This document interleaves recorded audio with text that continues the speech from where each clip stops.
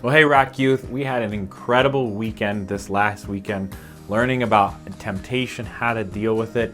And many of you made a commitment to the Lord, just like Daniel from Daniel 1 that we were learning, that you purposed in your heart, or you decided in your heart that you were not going to defile yourself against the Lord. And that sounds all great and everything at camp, but then we face the actual temptation, the struggle, the thing that we're in right now. And I wonder if you have followed through with the commitment you've made. Sometimes in that season, what we do is we actually pray that the Lord would just remove the temptation from us.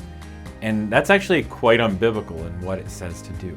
We actually see this in Luke chapter 22, when Jesus is at the end of his life, and he has warned Peter that he is going to deny him 3 times. And Peter determines in his heart, I will not deny you. I'll even follow you to death.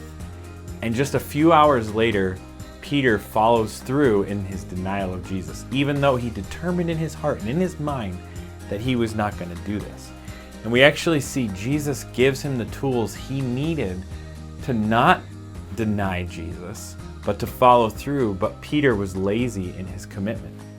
And so Jesus takes them out of the Lord's Last Supper, that picturesque Easter Last Supper meal that we all seen. He takes them out of there and they head up to the Garden of Gethsemane, and Jesus needs to go and pray to his Father. And in that moment, he goes away and he says, when I go away, pray that you'll not go into temptation.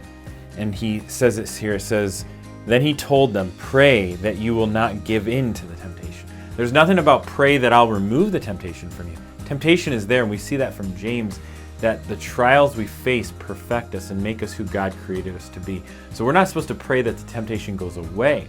We're supposed to pray that we ourselves will not give in to the temptation that's going to come from our desires. But they do, and they fall asleep and they become lazy, and Jesus comes back to them and he says, why are you sleeping? Because he finds them asleep. And he says, get up and pray that you will not give in to temptation. He gives them another opportunity. And yet again, they go and they fall asleep. And the next time Jesus comes back, alongside them is coming the Pharisees who are going to entrap Jesus. And later on, just in a few hours, Peter actually does deny Jesus. And why? Because he didn't take the time to do what Jesus had warned him to do. The most important thing is pray that you will not be led in temptation, that you will not give in to the temptation. Not that the temptation would be removed, but that you wouldn't give into it. So I would challenge you right now, if you're struggling with the sin that you committed to God you were not going to do.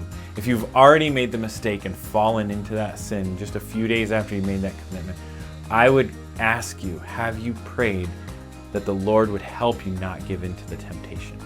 And I would challenge you to do that from this point forward, and see what that does for you. See how that works and how the Holy Spirit works in your life. And then I would challenge you to follow through on your other action plans and share that with a leader. Share the struggles you're having, and then show up this weekend, any of our services, Saturday or Sunday, or even next Wednesday, and we'd love to talk with you. We'll see you then.